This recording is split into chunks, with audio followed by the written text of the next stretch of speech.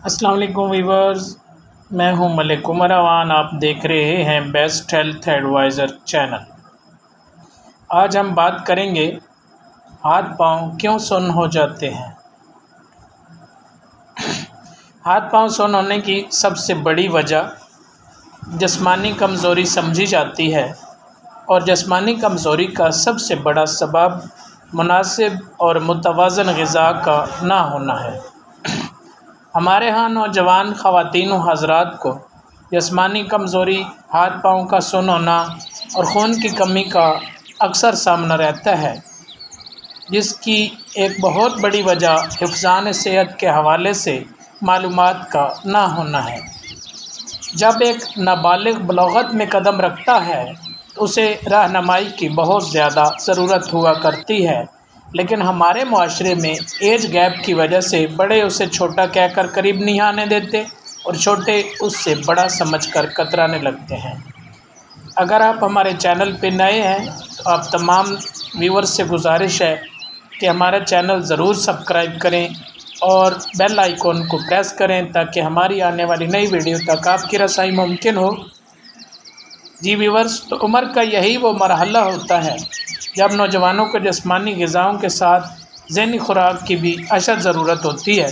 جسمانی اور جنسی تبدیلیوں کا یہ مرحلہ نوجوانوں کی زندگی کا اہم موڑ ہوتا ہے۔ یہاں انہیں بدنی، ذہنی، معاشرتی، اخلاقی اور سماجی لحاظ سے بہت زیادہ رہنمائی کی ضرورت ہوتی ہے، لیکن مناسب ماحول اور تعلیم نہ ہونے کی وجہ سے ہمارے اکثر نوجوان اپنی بدنی اور ذہنی صلاحیتوں سے ہاتھ دھو بیٹھتے ہیں۔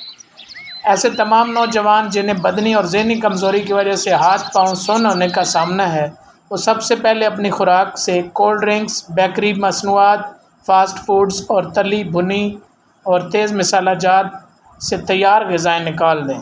نہار منہ سیر اور ورزش کو اپنے معمول کا لازمی حصہ بنائیں۔ کیلے اور کھجور کا ملک شیک، گھر کے بنے ہوئے آلو چپس، ابلے ہوئے چاول، موسمی پھل، پھلوں کے رس اور ہر قسم کی سبزیاں بکثرت استعمال کریں۔ ذہنی تھکاوٹ اور بدنی اکساہٹ سے بچنے کے لیے شربت فولاد کے 2 چمچ دن میں 2 بار کھانے کے بعد پینا شروع کر دیں۔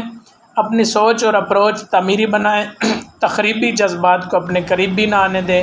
انشاءاللہ 2-4 ہفتوں میں ہی طبیعت حشاش بشاش اور توانا اور طاقتور ہو کر ہاتھ پاؤں سن ہونے اور عام جسمانی کمزوری سے نجات مل جائے گی۔